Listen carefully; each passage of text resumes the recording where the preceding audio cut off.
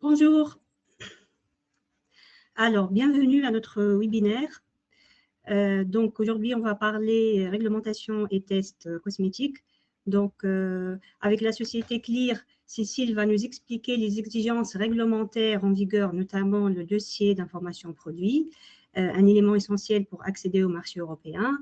Et ensuite, en partenariat avec le groupe CCA, donc Simon va nous présenter les tests essentiels à réaliser avant la commercialisation d'un produit cosmétique.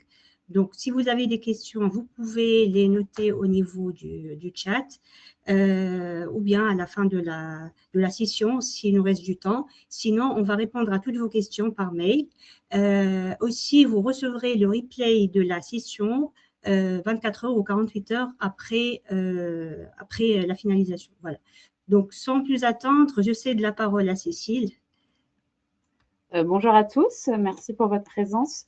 Donc du coup, moi, je vais aborder tout ce qui concerne la partie réglementaire et théorique et vous exposer un peu le contexte réglementaire pour la mise sur le marché de vos produits cosmétiques en Europe et les démarches pratiques à effectuer pour cette mise sur le marché. Alors, pour commencer, quelques points de présentation sur l'entreprise Clear que je représente. Donc Clear, c'est votre expert mondial en conformité et sécurité cosmétique. Nous proposons un partenariat complet pour assurer la conformité de vos produits cosmétiques. Nous proposons différents services réglementaires tels que les revues de formules, de l'étiquetage, la réalisation de l'évaluation de la sécurité de votre produit, la constitution d'un dossier d'information produit, également de l'audit réglementaire, de la notification sur le portail cosmétique européen, des services de veille. Nous proposons également de prendre le rôle de personne responsable et nous agissons ainsi en tant que représentant légal autorisé de votre marque en Europe et en tant que premier point de contact pour les autorités. Par ce biais-là, nous avons une assurance complète pour la protection du client et nous sommes également du coup le premier point de contact pour les consommateurs via la cosmétovigilance. Donc, this presentation is in French, but we can totally communicate with our customer in English, so don't hesitate to contact us. Donc, on va commencer par décrypter quelques obligations européennes. Donc, je vous présenterai pour commencer quelques petits mots sur les textes légaux principaux auxquels vous allez être confrontés, quelques définitions pour avoir des bases pour savoir de quoi on parle. Et puis, en pratique, nous verrons comment nous assurer que notre produit est bien un produit cosmétique, comment on désigne une personne responsable et les démarches à réaliser. Alors, pour commencer, quelques points sur les textes légaux principaux. Donc, le premier, c'est le règlement cosmétique européen numéro 1223/2009. Je vais en parler en long, en large, en travers tout au long de cette présentation. C'est vraiment la base de la réglementation cosmétique européenne. C'est le texte principal, du coup, selon lequel les produits cosmétiques sont régis. Il va fixer les règles à respecter pour assurer la sécurité et la bonne information du consommateur. Et il oblige également les opérateurs à déclarer leurs produits. Un autre texte auquel vous allez devoir vous conformer, c'est le règlement européen numéro 655/2013. Lui, il va concerner les allégations de vos produits cosmétiques et il établit des critères communs auxquels ces allégations doivent répondre. Et ce règlement, il est aussi bien valable pour ce qui est indiqué sur vos étiquetages que pour toutes les allégations que vous utilisez sur vos circuits de distribution, sur vos réseaux sociaux, sur Internet, voilà, tout est concerné. Il y a également, en plus de ces textes spécifiques aux produits cosmétiques, il faut vous assurer que votre produit respecte bien des réglementations transverses. Selon le type de produit, certaines réglementations lui sont applicables. Vous avez REACH pour les matières premières, Nagoya pour certaines matières premières. Il existe également des règlements relatifs à l'environnement, au packaging, etc.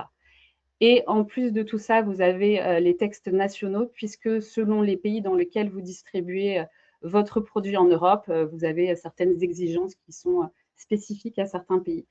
Donc voilà, il faut bien faire attention puisque l'ensemble de ces textes évoluent régulièrement et de nouveaux applicables aux produits cosmétiques sont régulièrement publiés. Donc il est vraiment nécessaire de se tenir informé. Donc maintenant que vous connaissez un peu les textes, je vais aborder quelques définitions importantes. Donc ces définitions, elles sont présentes dans l'article 2 du fameux règlement cosmétique européen numéro 1223/2009. Donc la réglementation de base à connaître, c'est la réglementation. La définition de base à connaître, c'est la définition d'un produit cosmétique.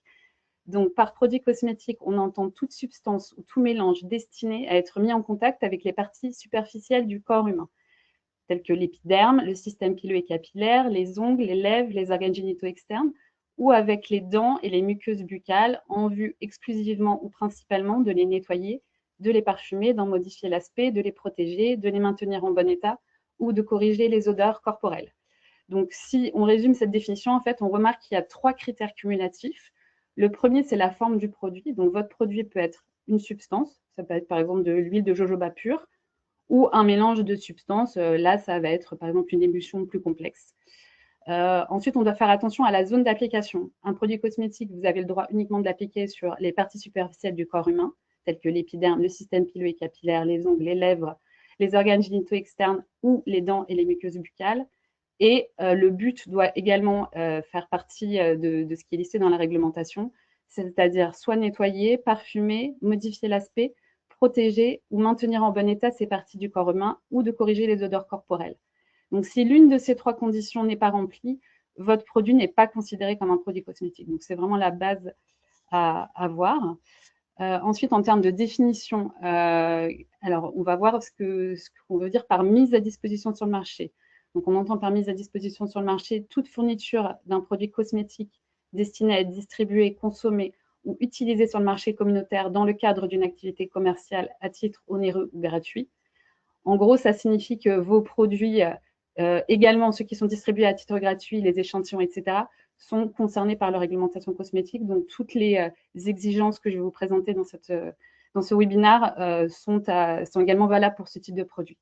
Ensuite, le fabricant. Alors là, je trouve important de vous mettre la définition puisque ce n'est pas le fabricant au sens où on a tendance à l'entendre.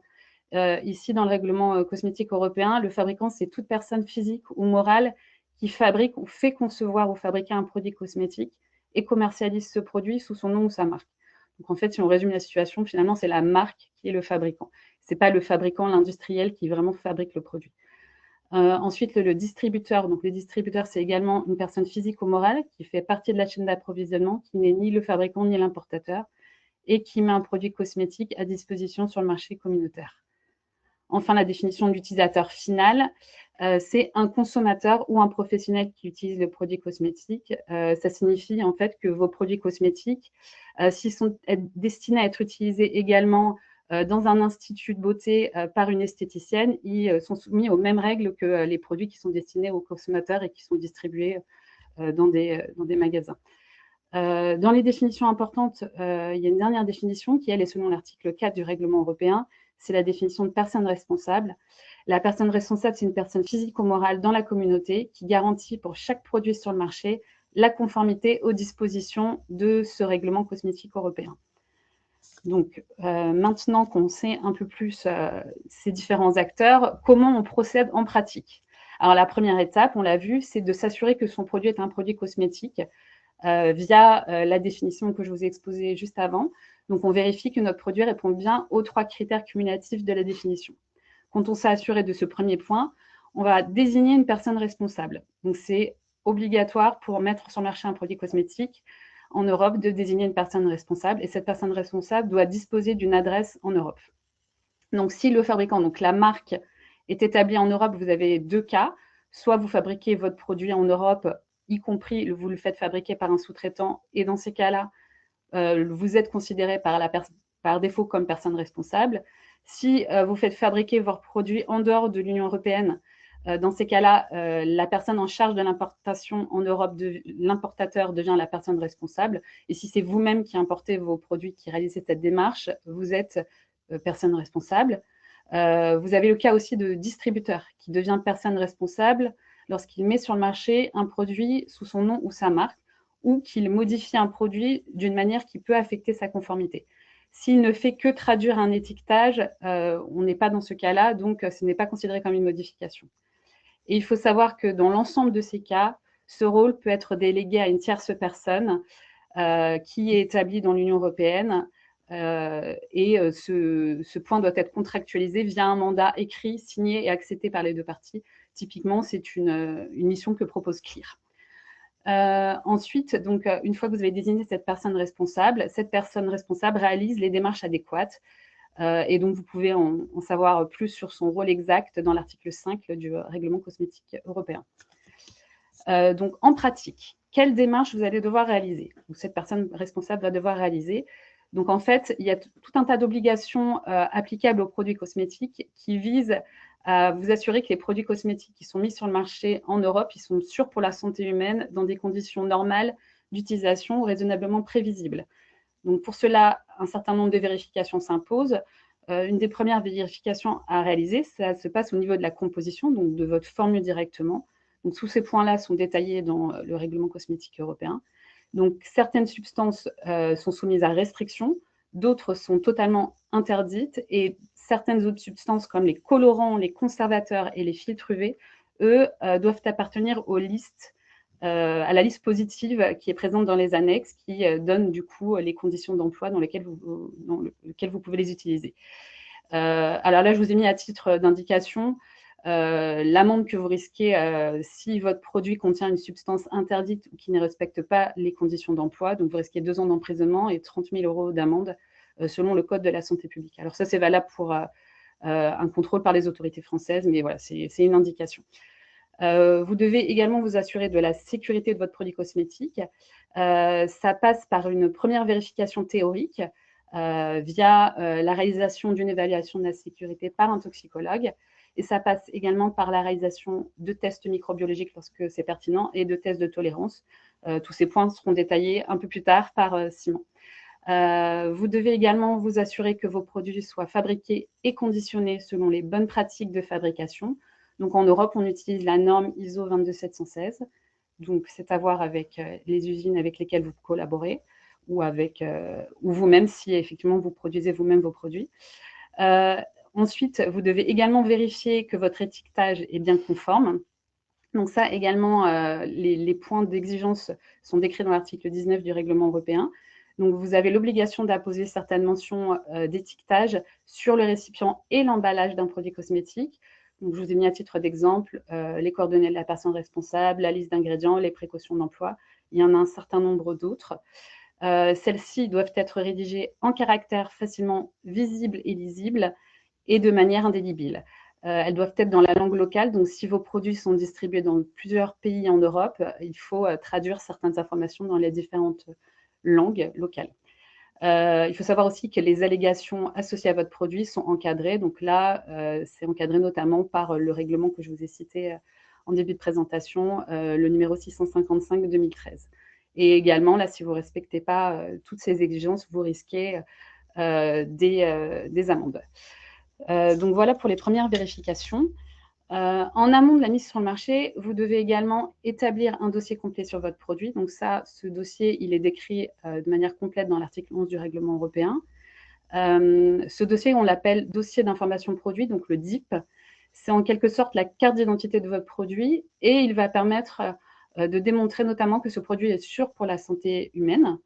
Alors, il contient principalement une description complète du produit cosmétique et de tous ses ingrédients.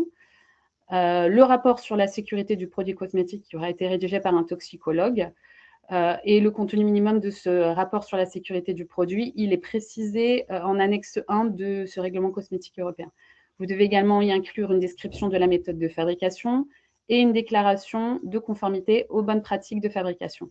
La preuve des effets revendiqués, donc via des tests. Encore une fois, Simon détaillera ce point-là. Et les données relatives à l'absence d'expérimentation animale. Encore une fois, ces points-là sont des points de contrôle. Donc, si votre dossier est incomplet ou si vous ne l'avez pas, vous risquez un certain nombre d'euros d'amende et d'emprisonnement via le Code de la santé publique. Alors, les démarches ne s'arrêtent pas là, puisque vous devez également déclarer vos produits sur le portail européen qui s'appelle le CPNP, le Cosmetic Product Notification Portal. C'est décrit dans l'article 13 du règlement cosmétique européen. Donc, chaque produit mis sur le marché doit être notifié sur ce portail avant sa mise sur le marché.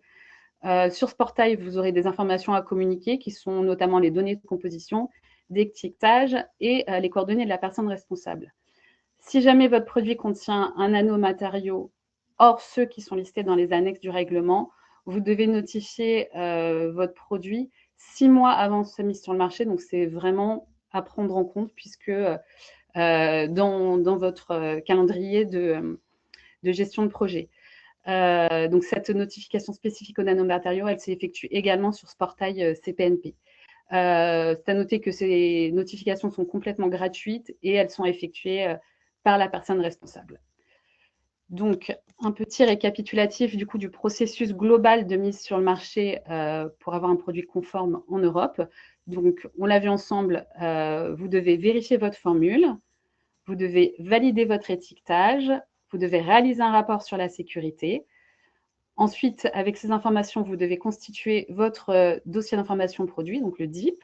Vous devez notifier votre produit sur le portail CPNP. Et enfin, vous pouvez le mettre sur le marché. Une fois sur le marché, vous avez encore des démarches à faire. Alors là, c'est plus du suivi, parce qu'effectivement, vous devez suivre et déclarer les effets indésirables. Ce point-là est détaillé dans l'article 23 du règlement. Donc, qu'ils soient graves ou non, vous devez collecter et documenter les effets qui auraient pu avoir lieu sur le produit. Alors, un effet indésirable, ça va être une réaction qui va avoir lieu sur un consommateur, une réaction cutanée ou autre. Vous devez analyser ces effets indésirables et les prendre en compte dans l'évaluation de la sécurité du produit cosmétique, la mettre à jour si nécessaire. Et toutes ces informations vont servir à garantir la sécurité continue de votre produit qui est mis sur le marché. Dans le cas d'un effet indésirable grave, donc par exemple qui va entraîner une hospitalisation ou d'autres dommages plus graves, la personne responsable et les distributeurs doivent notifier sans délai l'autorité compétente de l'État membre concerné. Donc en France, cette déclaration, ça se passe au niveau de l'ANSES, qui est l'Agence nationale de sécurité sanitaire de l'alimentation, de l'environnement et du travail. Et ces signalements peuvent également émaner d'utilisateurs professionnels et de consommateurs. Donc, dans le cas d'un effet indésirable grave, là, vous devez transmettre la description de l'effet indésirable grave constaté, l'identification précise du produit cosmétique concerné et les mesures correctives que vous aurez mis en place le cas échéant. Donc voilà, je pense que vous avez un bon aperçu des démarches à réaliser. Pour aller plus loin, je vous ai mis quelques liens. Alors, le lien du fameux règlement cosmétique européen. Attention à bien utiliser la version à jour, puisque, comme je vous l'ai expliqué, ces réglementations évoluent régulièrement. Vous avez également le lien du règlement sur les critères communs pour les allégations, un lien par rapport à la mise en place de la cosmétovigilance, donc la cosmétovigilance qui est le suivi des effets indésirables dans leur globalité, et quelques fiches pratiques et des démarches importation. Donc, je vais laisser la parole à Simon, du coup, qui va développer tout l'aspect test auquel vos produits doivent répondre. Donc, merci Cécile. Donc, très très vite sur groupe CCA, ce n'est pas l'objet aujourd'hui. Donc, nous, on est basé en France, à Nantes, dans l'ouest de la France, et notre métier, c'est de faire des tests sur les produits cosmétiques, donc avec majoritairement des clients français, 450 à peu près, quelques clients évidemment européens francophones, et puis pardon, sur la partie Afrique, le continent africain, on sera représenté dorénavant par Roca, donc qui récupérera toutes vos questions, vos demandes et qui les traitera avec nous. Donc, on va faire des tests sur la microbiologie, c'est l'entreprise Cosmépar. Les tests de tolérance, c'est l'entreprise Cosmébac, pardon, pour la microbiologie, Cosmépar pour les tests de la tolérance. En haut à droite, Analytech, c'est la chimie analytique et c'est l'alternative. Ce sont des épidermes humains reconstruits, justement en alternative aux tests pour les animaux, comme indiquait Cécile, tests qui sont complètement interdits. Je vais passer assez vite, mais c'est environ donc 450 clients et puis 60 collaborateurs qui réalisent des tests toute la journée. Donc maintenant, Cécile vous a parlé du contexte réglementaire et notamment qui vise à assurer la sécurité du consommateur. Et donc, pour assurer cette sécurité des produits cosmétiques, eh bien, on va mener différents tests, et notamment des tests microbiologiques. Donc là, je vais en balayer quelques-uns de ces tests, mais ce ne sera pas quelque chose d'exhaustif. Mais néanmoins, vous allez certainement entendre parler d'un test qui s'appelle le challenge test. Donc, c'est un test microbiologique pour assurer la sécurité microbiologique du produit. Il suit généralement une norme qui est la norme ISO 11930. Et parfois, on a des clients qui peuvent demander la norme selon la pharmacopée européenne. Le principe, il est extrêmement simple. On prend un produit cosmétique, on va le contaminer volontairement, très fortement, avec beaucoup de micro-organismes, 3 bactéries, une levure et une moisissure. et on va vérifier au cours du temps à quelle vitesse ces micro-organismes meurent dans le produit. Parce que dans votre produit, il y a un conservateur, il est là justement pour éliminer ces pollutions, et des pollutions qui auront lieu plus tard dans la vie du produit, dans la salle de bain ou lors de l'usage du produit. Donc là, on va déjà tester que le produit, il est robuste.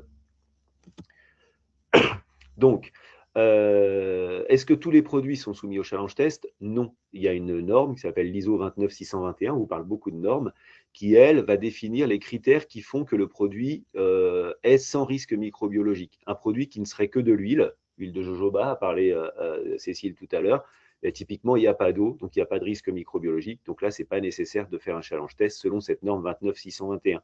Un parfum qui contiendrait très très grande quantité d'alcool, même chose, sans risque microbiologique, pas de challenge test. Dans tous les autres cas de figure, il faut faire un challenge test selon une norme, donc ISO 11930 la majorité du temps, et il faut que ce challenge test soit positif, à savoir qu'il ait la meilleure note possible, c'est-à-dire un critère A ou un minimum un très bon critère B. Donc, je vais vous détailler rapidement le protocole du challenge test. Donc, l'idée, je rappelle, ce n'est pas de vérifier que le système conservateur va nettoyer votre produit après des mauvaises conditions de fabrication. Si vous ne respectez pas, par exemple, les conditions les BPF, vous travaillez entre guillemets salement. Si vous contaminez votre produit, le conservateur, il n'est pas là pour nettoyer le produit. Il est là pour s'assurer que lorsque la consommatrice ou le consommateur utilise le produit avec ses mains, elle va contaminer le produit.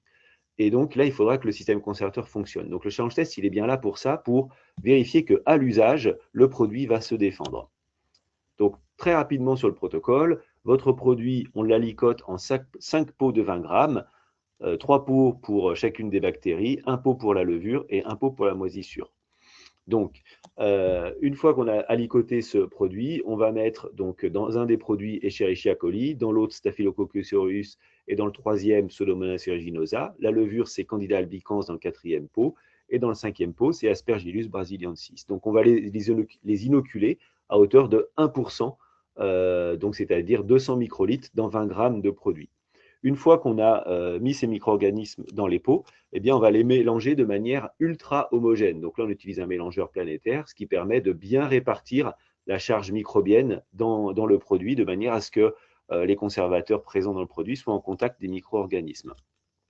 Et puis, une fois qu'on a fait ce mélange, eh bien, on met les pots de côté, à l'abri de la lumière, à température ambiante, et on attend. Et on attend 7 jours, 14 jours et 28 jours. Et après 7 jours, on récupère ces produits et on va dénombrer, c'est-à-dire qu'on va compter, comme on voit dans la petite image de droite, on va compter combien il reste de micro-organismes. Donc ça, on fait un dénombrement à J7, à J14 et à J28 pour voir à quelle vitesse diminuent les micro-organismes. Et pour qu'un challenge test soit conforme, il faut procéder à l'étape de validation. Donc ça, je ne vais pas rentrer dans le détail, mais retenez bien qu'un challenge test sans validation méthode, c'est un challenge test qui ne vaut rien. Il faut absolument que vous ayez cette étape de validation. Elle est prévue dans la norme. Il faut que cette norme soit respectée de A à Z. Très rapidement, donc, sur le challenge test, donc, je vous disais, on va suivre la cinétique d'évolution de la pollution microbienne. Donc, on a mis un inoculum de l'ordre de 10 puissance 4 à 10 puissance 6 selon les germes. Et on va regarder à J7, J14, J28 combien il en reste. Et en fonction du nombre restant à ces échéances, eh bien, la norme, elle prévoit des critères. Donc, si au bout de 7 jours, on n'a plus de bactéries et au bout de 14 jours, on n'a plus de champignons, de fongiques, eh bien, votre produit, il est critère A. Il est très sécure au niveau microbiologique et donc le DIP va accepter ce challenge test. Si on est dans une note intermédiaire, il est critère B. Et là, l'évaluateur de la sécurité, donc la société Clear par exemple, va pouvoir analyser ça et dire oui, c'est un bon critère B parce que le pack est très protecteur, le risque de contamination, il est faible, donc le produit peut aller sur le marché. Ou alors, l'évaluateur de la sécurité va demander des tests complémentaires. Et s'il est ni A ni B, ben là, il faut reformuler votre produit. Donc voilà, retenez bien, le challenge test ISO 11930, pour toutes les formules qui le méritent, c'est un test qui est hyper important, vous allez en entendre parler si ce n'est déjà le cas. Autre test, j'essaye d'aller vite, je regarde pour ne pas vous prendre trop de temps. Autre test important, ce sont les études de stabilité-compatibilité. Pourquoi on fait ça? Pour calculer les durées de vie de produits ou les périodes après utilisation, les fameuses PAO. Donc l'objectif, c'est qu'un un consommateur qui achèterait votre produit une semaine après sa fabrication ou 2 ans après sa fabrication, il faut être sûr qu'il achète bien le même produit, que le produit n'a pas évolué de manière significative. Donc, c'est les tests de stabilité et compatibilité. On ne va pas attendre 2 ans pour faire ces tests, donc on utilise ce qu'on appelle des conditions accélérées. Généralement, c'est 40 degrés, 75% d'humidité relative, mais on peut faire des tests à 50 degrés, etc. On peut faire vieillir donc grâce à la température, mais aussi grâce à la lumière. Donc, un parfum qui resterait en vitrine pendant plusieurs mois au soleil, il faut qu'il garde la même couleur. Et donc, pour mimer ça, on va utiliser ce qu'on appelle un sun test. Donc, retenez bien les protocoles de stabilité-compatibilité. La différence entre les deux. La stabilité, c'est l'étude de l'évolution de la formule dans un pack inerte. Donc, le plus souvent, c'est dans un bécher, un pack en verre pour éviter les interactions entre le pack définitif, qui est un pack plastique la plupart du temps, et le produit. Donc, c'est bien sur le vrac verre. Et puis, on va suivre différents paramètres au cours du temps. Donc, là, dans l'exemple que je vous ai donné, on va suivre l'évolution du produit à 1 mois et à 3 mois. Et on va suivre différents paramètres. Le basique, c'est l'aspect couleur-odeur. On va s'assurer que le produit ne change pas d'aspect, pas de couleur, pas d'odeur, au fur et à mesure de son vieillissement. Mais on va aussi pouvoir mesurer des paramètres physico-chimiques, tels que le pH. Il faut que le pH soit stable, sa viscosité. Un produit, une émulsion, il faut qu'elle reste bien stable, qu'on n'ait pas de chute de viscosité ou de déphasage. Donc, on va suivre ça au cours du temps. On pourrait y associer des dosages conservateurs pour vérifier que le conservateur reste bien à égale proportion à T0, T1 mois, T3 mois. Donc ça, stabilité, je résume, formule vrac vert. Ensuite, il y a la compatibilité. Donc là, c'est le produit fini dans son packaging, de manière à vérifier que l'interaction entre les deux ne déstabilise pas ni la formule, ni le pack. Donc là aussi, on va faire des choses assez basiques, l'aspect couleur-odeur du produit, mais aussi du packaging. Vérifier que le produit ne transpire pas à travers le packaging, il n'y a pas des fuites, il n'y a pas des choses comme ça. Donc ça, on va mesurer ça aussi à T0, T1 mois, T3 mois, c'est pour le vieillissement accéléré, mais il faut le faire aussi, garder des produits au fil des années à température ambiante pour faire du vieillissement à temps réel. C'est aussi important à faire, c'est prévu par les textes. Je vais assez vite. Ce qui est intéressant aussi de suivre dans ces études de compatibilité, c'est l'évolution des systèmes conservateurs et des autres matières actives. Je pense notamment au filtre solaire. Si vous faites des produits solaires, il faut s'assurer que le filtre solaire qui est là pour la protection des populations, il reste bien stable du début à la fin de vie du produit. Parce que si à la fin de vie du produit, le système de protection solaire s'est complètement débiné, eh bien, votre produit ne fait plus office de protection solaire et donc vous exposez votre consommateur à des risques de coups de soleil ou de brûlure cutanée. Donc voilà, il y a tout ça à suivre. Donc, challenge test, étude de stabilité, étude de compatibilité. Vous voyez, une étude de compatibilité bien faite, ça dure 3 à 6 mois. Donc, il faut vraiment anticiper ces éléments. Ça, j'en ai parlé tout à l'heure, c'est les filtres UV et les conservateurs. Et puis enfin, Cécile a parlé de l'étiquetage. Vous devez étiqueter, en fonction d'un produit rincé ou non rincé, la présence d'allergènes. Donc, il y a un règlement ou une norme qui décrit ça. Donc, il y a 67, je crois, allergènes, à 82 allergènes maintenant à étiqueter. Et donc, en fonction de leur concentration, il faut les étiqueter s'ils sont à plus 10 ou plus de 100 ppm en fonction des produits rincés ou non rincés. Et donc, il est bon de doser les allergènes dans votre produit pour pouvoir avoir un étiquetage qui soit en conformité. Donc, on a vu la Stab Compat, on a vu le challenge test et maintenant, il y a les tests de tolérance. Donc, vérifier que le produit, lorsqu'il va arriver sur la peau de vos consommateurs, eh bien, il ne va pas provoquer de problème de tolérance. Donc, il y a un test de base qui s'appelle le patch test. Je vais y passer très vite, mais on va déposer quelques millilitres du produit dans une petite cupule qu'on scotche, enfin, qu'on patch sur le dos des gens pendant 48 heures. Et après, il y a un dermatologue qui va faire une lecture pour vérifier qu'il n'y a pas de problème cutané. Donc, on reçoit les produits, on les prépare, on les dépose sur le dos des volontaires.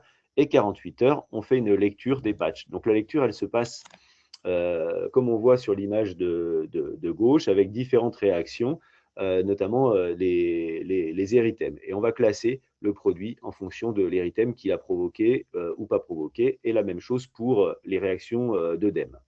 Et donc, en fonction de ça, on va vous classer votre produit comme non irritant, moyennement irritant, etc., etc. Donc, c'est le test de base. Il faut le faire sur tous les produits.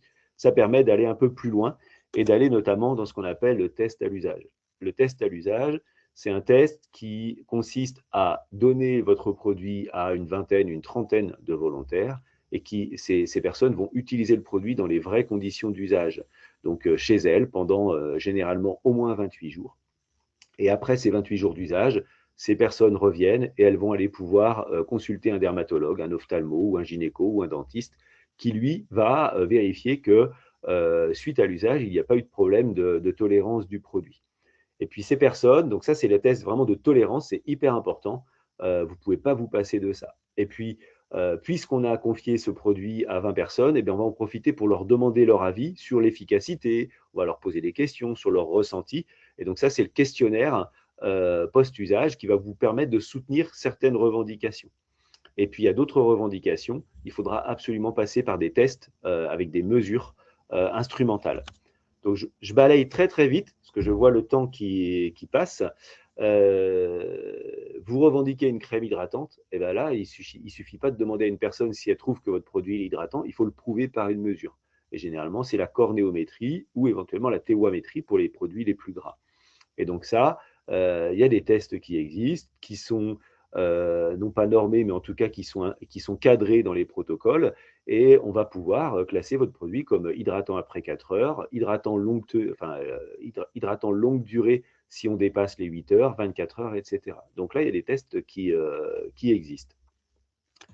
Et puis après, eh bien, on va avoir des tests d'efficacité en fonction de vos revendications. Cécile en a parlé tout à l'heure. Les revendications que vous mettez sur votre produit cosmétique, elles doivent être vraies et prouvées.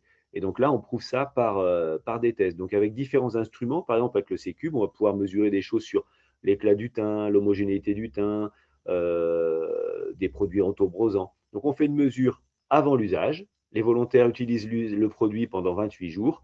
Et au bout de ces 28 jours, on refait une mesure et on compare les résultats entre T0 et T fin. Et il faut qu'il y ait une différence, non pas subjective, mais une différence significative statistiquement. Donc, on va faire des tests statistiques sur les résultats qu'on a pour vérifier que statistiquement, la différence est vraiment présente et que le produit a une efficacité mesurée. On a d'autres instruments, donc le Primo's Pico, où là, on va plutôt être sur de la volumétrie. Donc, on va mesurer des profondeurs de rides, des longueurs de rides. Donc, c'est des choses qui vont se faire sur la ride de la patte d'oie, le sillon nasogénien ou les rides du lion, par exemple. Mais on va pouvoir aussi faire avec ça le volume des poches sous-oculaires. Donc, voilà, c'est un instrument qui permet de faire certaines mesures. On a le couteau suisse de la mesure instrumentale, donc c'est le Visia. Donc, c'est la cabine qu'on voit à droite. On fait un cliché haute définition de face et sur chacun des profils. Et en fonction des masques qu'on va apposer après sur les clichés qu'on a pris, sur les photos qu'on a prises, eh bien, on va pouvoir mesurer l'évolution des taches entre T0 et T fin, l'évolution des rides aussi. Et donc là, on va vous soumettre un indice, une évolution d'un indice. Et même chose avec une mesure statistique, on va vous prouver que le produit il est efficace ou malheureusement pas efficace. Donc on va avoir là-dessus les taches, les rougeurs, les pores, etc. Donc on va pouvoir mesurer beaucoup de choses. Et puis avec aussi, si vous faites des produits make-up, il y a des choses à vérifier, l'effet matifiant, le test de tenue, l'effet waterproof. Donc pour chaque allégation, on peut être en mesure de proposer des tests pour prouver. Et lorsque les autorités de contrôle vérifient votre dossier information produit, elles vont vous demander les preuves de ces allégations. C'est des choses que vous pourrez fournir. Je passe très vite. Les produits cabine, si vous faites des routines de test, et bien là, il va falloir tester les produits un par un, mais aussi l'effet cumulatif des produits, aussi bien pour la personne qui reçoit le soin que pour l'esthéticienne, par exemple, qui va appliquer de multiples produits au fil de la journée. Donc, on a des choses comme ça qui peuvent être faites. Produits capillaires, des effets démêlants, etc. Il y a des tests qui existent. Vous aurez la présentation, donc vous aurez le temps de vous y attarder. Mais en tout cas, à chaque fois que vous avez une revendication, il faut l'appuyer par un test. Donc ça, c'est tous les tests qui ont été faits avant la mise sur le marché. Et une fois que votre produit a son DIP, on a vu le petit schéma que Cécile a présenté, eh bien, ça ne s'arrête pas. Comme il y a la cosmétovigilance sur la partie réglementaire, eh bien, pour chaque produit fabriqué, vous devez faire différentes choses, et notamment Chaque lot fabriqué, il faut un contrôle microbiologique, donc un dénombrement des bactéries, levures, moisissures et une détection des agents pathogènes, s'assurer que le produit est très faiblement ou pas contaminé et que s'il est contaminé très faiblement, eh bien, cette contamination n'est pas un agent pathogène au sens cosmétique. Donc, il y a des choses à faire sur chaque lot fabriqué.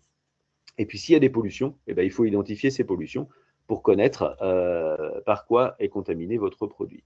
Et puis aussi, on parlait des crèmes solaires. Lorsque vous fabriquez une crème solaire, il est pas mal de vérifier à chaque lot que le filtre solaire il a bien été mis par l'opérateur de production et qu'il n'y a pas une crème solaire qui arrive sur le marché sans ces fameux filtres de protection. Même chose pour les vitamines. Si vous mettez du rétinol, etc., il faut s'assurer que le rétinol que vous avez mis, il est bien dans la bonne concentration. Idem pour les conservateurs. Je vous laisserai lire ça à tête reposée. On va un peu vite, navré. Donc, voilà, j'ai balayé très rapidement l'ensemble des tests suite à la présentation réglementaire de Cécile. Donc, s'il y avait des questions, on va nous les poser. Et puis, après, je vous dis par écrit, comme l'a dit Roca, on pourra revenir sur vos questions. Donc, n'hésitez pas. Ça a été très vite, c'était très court, mais vous avez l'essentiel. Vous allez pouvoir vous y replonger dans quelques jours. Et puis, Roca est là pour vous accompagner. Donc, Roca, je vous laisse la parole pour la conclusion. Merci à tous de votre attention. Merci. Merci beaucoup. Merci Cécile. Merci Simon. Alors, c'était très, très bien fait. Merci beaucoup. Si vous avez des questions, vous pouvez me les poser. Vous pouvez m'envoyer vos emails. Donc, je vais tout transmettre à l'équipe pour répondre à toutes vos demandes. Et donc, comme l'a dit Simon, je représente officiellement, que ce soit CLIR ou bien CCA, pour le Nord-Afrique ou bien l'Afrique subsaharienne. Donc, pour toutes vos demandes, vous pouvez m'envoyer vos emails. Et voilà. Merci. Merci Roca. Merci à tous. À bientôt. À bientôt. Bye bye. Au revoir. Bye.